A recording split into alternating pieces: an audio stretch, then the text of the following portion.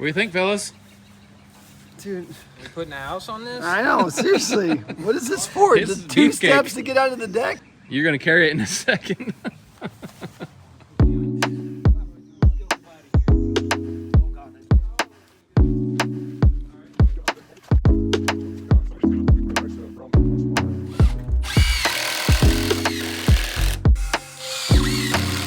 We've got our steps hanging here, and now we're gonna kind of form down the edges so that we can fill right under here with concrete. What do you think? I think it's going to be great. This really beats the old method where we used to set 1 stringer at a time on those blocks. Yeah, and then try to like get them all in line. It I don't was- know. What were we thinking? I don't know.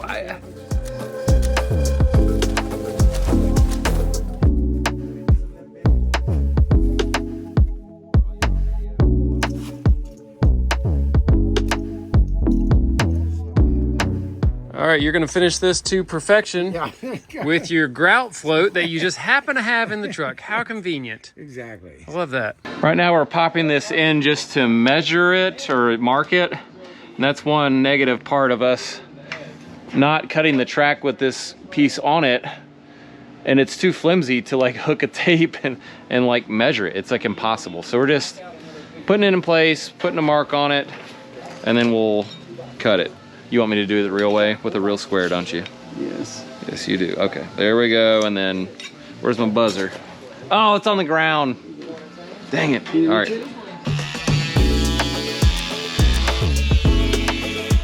A little melty doing that. Jason's kids said they dropped their car keys in a river. Yo.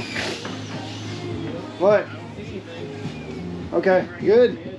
He must have found That's them. the only set we have. He said that he was twirling them, they fell off, they landed on the ledge, and then they fell in, and then he looked in, he saw a rock, and he saw a reflection, and there they were. Wow.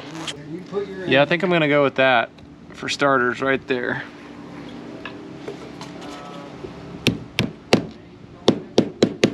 Okay. Really, this is not too terrible. No, it's not terrible at all. Cutting this stuff is the worst.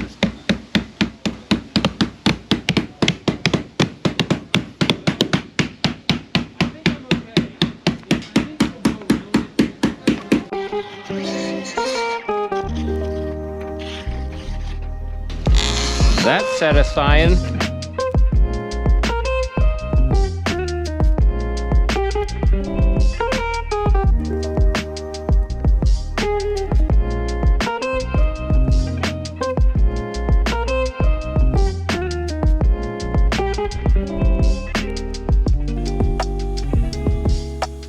That's a bummer. I screened the insect inside the porch right here.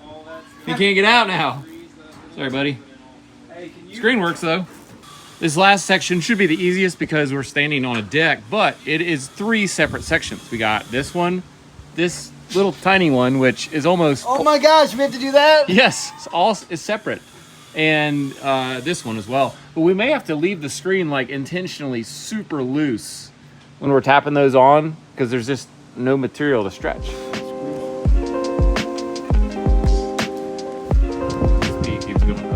Jamie's losing his mind, or well, at least going through great measures to make sure these posts are sturdy, including what he's getting ready to do is scarf out the center of this so that it doesn't rock. It contacts the outside edges only, right? Yep, that's the goal here. For some reason, it just seems impossible to get a square cut that doesn't tip in the middle. Okay, so scarfing it out with a skill saw, Backwoods circular here, saw. method here.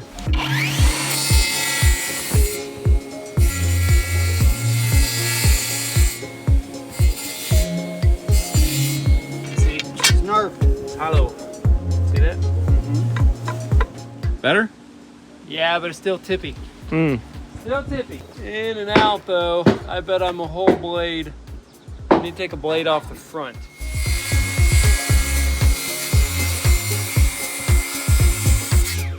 It's a battle to get it level. I've had to cut each of these probably 3 to 4 times to be satisfied with it standing up vertically.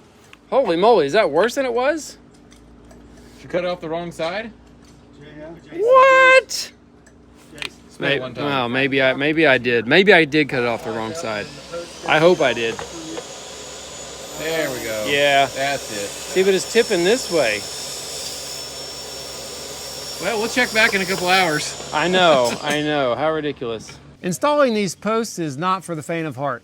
It really takes a long time to fit it, first of all, to get it to stand up straight. And then anchoring it, I've developed a little method here I'll share with you. So I'm pre-drilling with a very long skinny drill bit for these 3-inch screws, which will be replaced with 4-inch screws. Now the decking is really dense, and when you go to screw the screw through the post into the deck, it actually will push and it'll lift the post up off the deck. That's why I pre-drill so it just pulls down tight on the first try. So I'll put 2 screws on each side, a total of 8 screws to start with. Now you might say, well, that's good enough and stop there. And it might be good enough actually, now that I think about it. But we're not gonna stop there. We're gonna anchor with at least 4 more of the 8-inch screws, which I think will be enough, but I might just put in 8 of them instead of 4. There's also something you gotta consider. Under this one, we've got a big girder. It's a solid chunk of wood. So everything that I'm gonna screw through is gonna hit solid blocking. Back there where you hear Jono working, he's installing blocking so that I have solid wood to anchor these into. And another factor is that this railing really only needs additional strength in the in and out direction, okay? This one's not attached yet. Once the railing is installed, it actually will brace it in this direction, left and right for me, really well without any resistance in the screws from that direction. But it's really this in and out motion that we're trying to resist. And I think we're gonna accomplish it to the absolute maximum amount that I can imagine with this method. What do you think? Overkill. Perfect. Now that all the small holes are drilled, I'm gonna switch to my larger drill bit. I'm gonna offer up a warning here for everybody. First of all, wear safety glasses, that'll help a lot. When you use a big bit and you chuck it in using the trigger on the drill in high speed, sometimes it'll get caught like that at an angle and it'll just spin around really fast and fly out who knows where. And it'll be gone before you know what happened. You'll be like looking for it. Well, the danger is, of course, it could hit you in the face with a really sharp piece of metal. So what I like to do Or your brother. Yeah, or anybody. I'm telling you, it could go through the window. You know, dude, I've had them fly off there so fast, like I didn't know what happened. But anyway, I would just advise to go really slow with the chuck or to hand tighten it until it's snugged up and you can see that it's in there the correct way, meaning like centered and all that, and then snug it up. I would just bet that people have been seriously injured by that. I don't know, I could be wrong, but warning to all listening.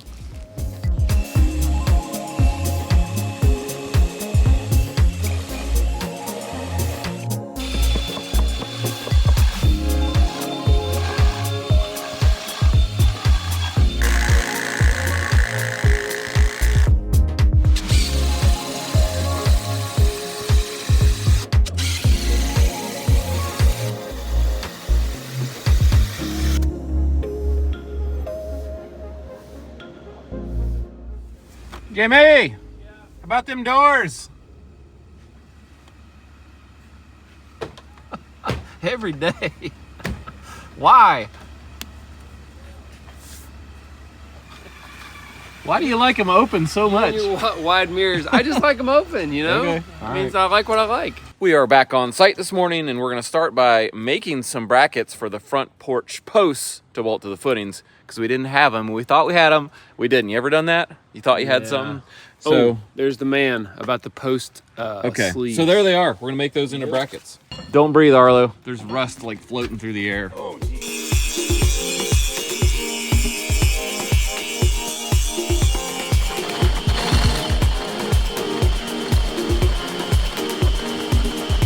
what's the word on our vinyl post sleeves? The word right now is he doesn't know where they are, but they came from Missouri to Knoxville, and there's no tracking information, and they need to get from there to here. So Knoxville's 2 hours from here. That's basically we're getting there. They shipped last week. How long does it take to get from Missouri to Knoxville? a week. I guess. They put him on a mule. It's pretty promising that they could come today. That'd be great. That's what he said. Here's a look at our bottom step now where we poured the concrete up to the bottom of the stringers so that they're all perfectly sitting on the concrete, which is really an easy way to do it like we mentioned. Now we're gonna notch this post. It's gonna sit here and also go down to the footing. That's gonna go, you know, to the side of it and we'll lag through and lag down. So it'll be really, really well attached. and not in the dirt.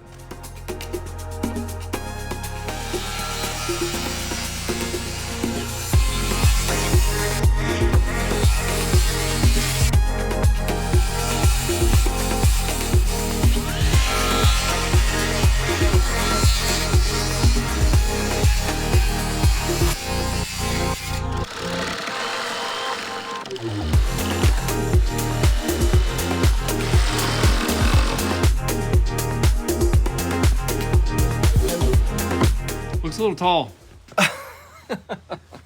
Yeah, we'll have to take care of that. Yeah, I think it's good. Hey, who's got a triple shot? I've never even heard of a triple shot. Is that you? Not me. How you feel? Oh, I'm triple shark right now. If you're a carpenter and you ever struggle, let me just make you feel better. Even Arlo Yeah. just said, if that piece doesn't fit, this time it's going in the pool. So, I mean, it's everybody. You know, Yeah, you it's find this one thing that you just can't do right. Well, it's like I have measured it. It is now an 1/8 of an inch shorter, and it's still too tight. And it's like you go, how can this be? And these posts are like, Keep talking. Everybody's feeling better, Arlo. yeah. Keep I'm talking. Like, This is like therapy for carpenters. yeah. Put it this way, I was about ready to like lose it.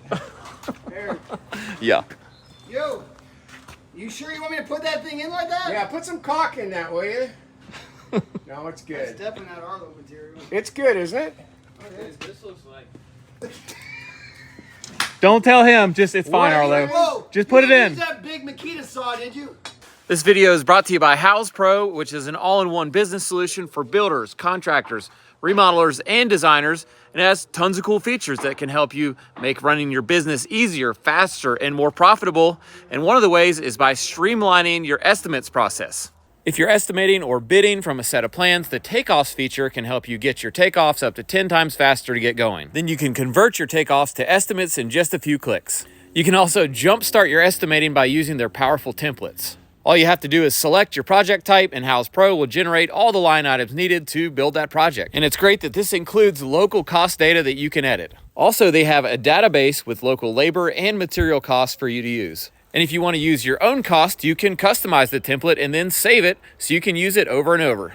With HOUZZ PRO Estimates, you can customize everything. You can add descriptions, pictures, add line items, and even reorganize the columns. You can also insert pictures or memos and even add your terms and conditions. And very importantly, you can clearly communicate when payment is expected and include a payment schedule.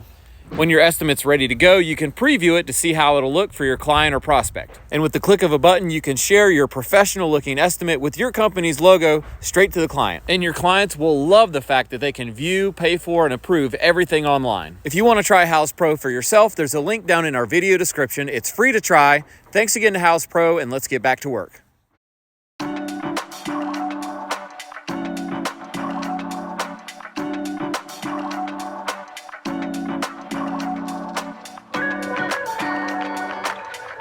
What you got going on here, Ray?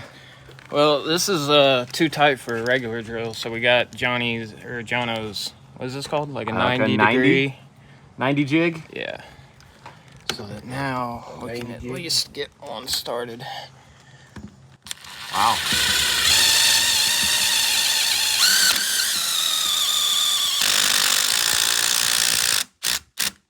I don't know how else you would have done that. I'd make Jason do it and lose his mind over it.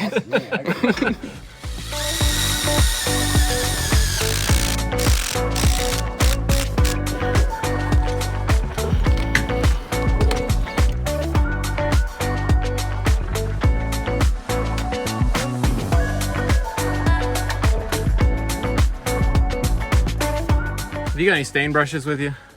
Yeah, I got some here. I brought you a little What is that? a little pot of well, actually it's what I use to clean oil-based stuff. Okay. A little aluminum.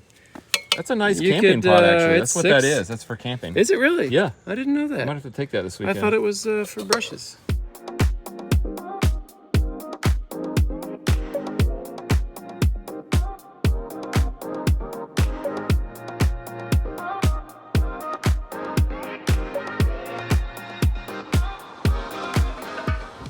Time to stand back and have a look after staining for like an hour and a half straight.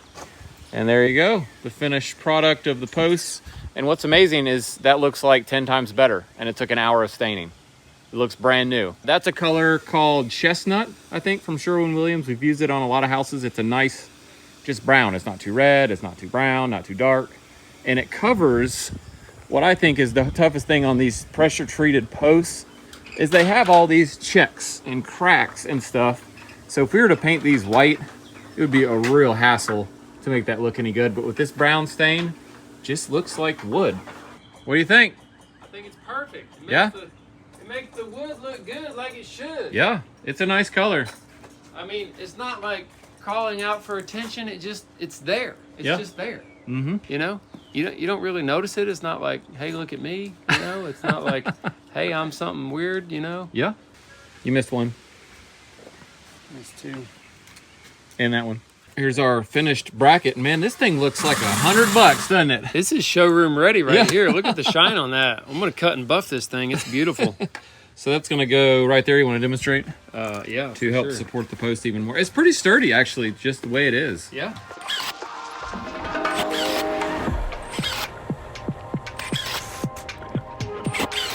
We've got our masonry bit chucked up in a non-hammer drill. It's regular. See that? I see it. That's DeWalt, baby. You don't need no hammer with that thing. Are That's you gonna take drill us it or right now. what? Let's All go. right, it's green concrete. I don't know if this is gonna work or not. Why don't we have a hammer drill? You see the name on the truck, right? Okay. Well, this may work. No. Nope. Hammer drill needed. Jono! That's 4,000 PSI concrete. I read the bag yesterday. All right, the hammer symbol. The hammer is It's on. a weird looking hammer though. You just about wouldn't know what that means if you didn't know what you're looking for. Well, you'll know as soon as you hear it. It's gonna be like, ah. All right, here we go. Y'all get your earplugs in? Yeah, Because I don't. Let's take a break. That was super loud. Here we go.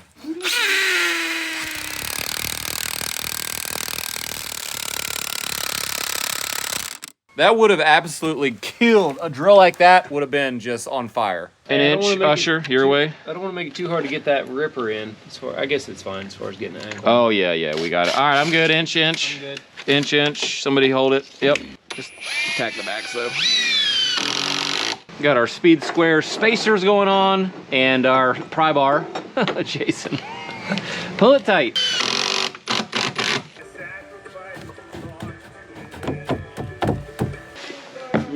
Yes. Oh, feels like a set of steps. It's almost relaxing. I'm telling you what. Oh, wow. I mean, they're way more comfortable than That is actually very comfortable to walk. I mean, that would be my new ratio if I had to pick one. What's the ratio? It's about 13.5 to 6 3/8. It's easy to remember. Cut. We are back on site at our tweener job, we're calling it, because it's in between other jobs. See how we did that? I get that. I get it now. Yeah. It's been a few days because we were waiting on the post sleeves and because the weather has been terrible. But we're going to try to get some sleeves on today so I can use their deck. So you guys saw that I got a new truck. Here it is. And this guy that watches our videos that works at Tiger Tough saw that my old truck had paint all over the seats and they were disgusting. So they hooked me up. They sent me these custom embroidered Perkins Builder Brothers seat covers for every single seat in the truck. And they fit amazing. They look like factory good. So they hooked us up. If you're looking to not ruin your seats, make sure to check out Tiger Tough. They even have like the airbag release seam right there if you have airbags on the side of your seat. I am super pumped to not ruin these seats. So thank you, Tiger Tough. If you guys want seat covers, seriously, hook them up. They hook me up. They can get custom embroidery of your own company. Here's a look at our post sleeves. They're called fairway railings, like maybe they're supposed to go by a golf course, by EnvisionOutdoorLiving.com, and we've used some Envision decking before. So basically, we'll chop these to length. They have a little base trim and a cap, and Ray's blood sugar is going downhill, so we better cut. Maybe throw one of those caps up here. We can see. I want to see how big that profile builds out and how much room I might want to get my hand under it. I'm thinking like 2 inches between the top of the top cap and the bottom of that cap. Yeah, I'm thinking. Would look good. 39 1/4. I'll cut a sleeve. 9 1/4. I'm not sure my chop saw will get through this, so I'm gonna just hand saw it, I think. And also that won't melt it if that's a problem, with this being a plastic kind of product here. Oh yeah.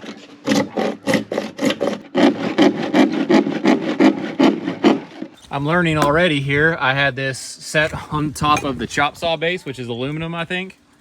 Is that right? Yes. And it Magnesium.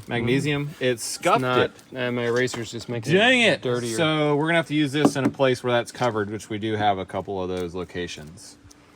Working with the new material, it's like, man, figure it out, you know? Bummer, dude. Bummer, dude. Okay, I'm thinking this is gonna be a better idea than the hand saw.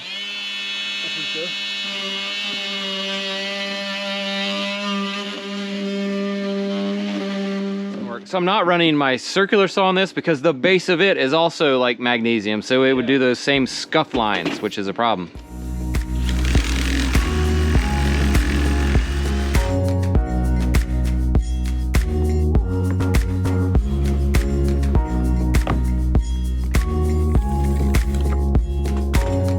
Yeah. Looks pretty fancy.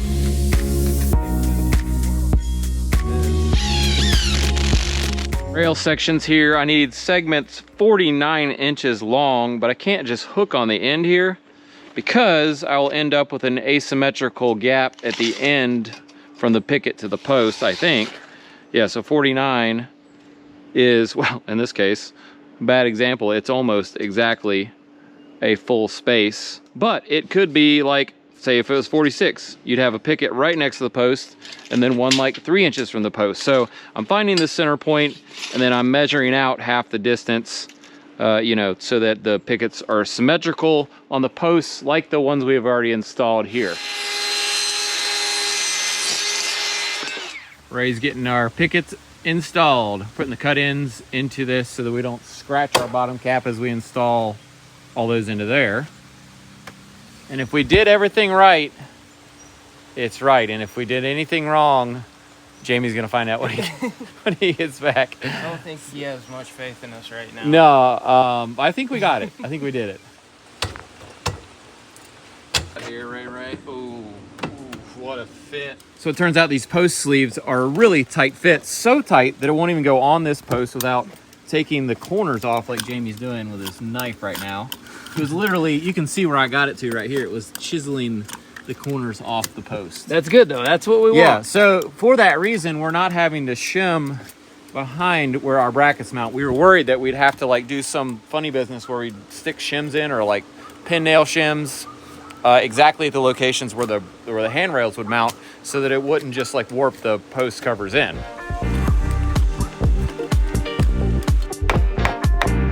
Just keep hammering.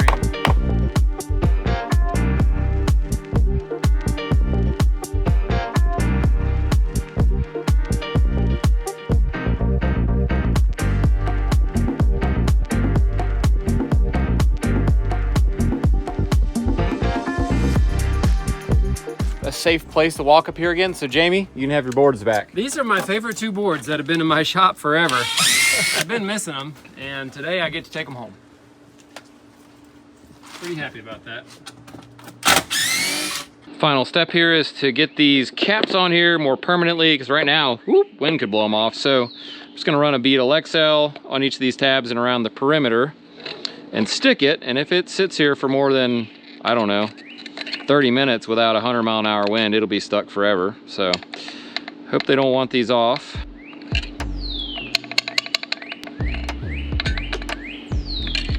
See how that feels.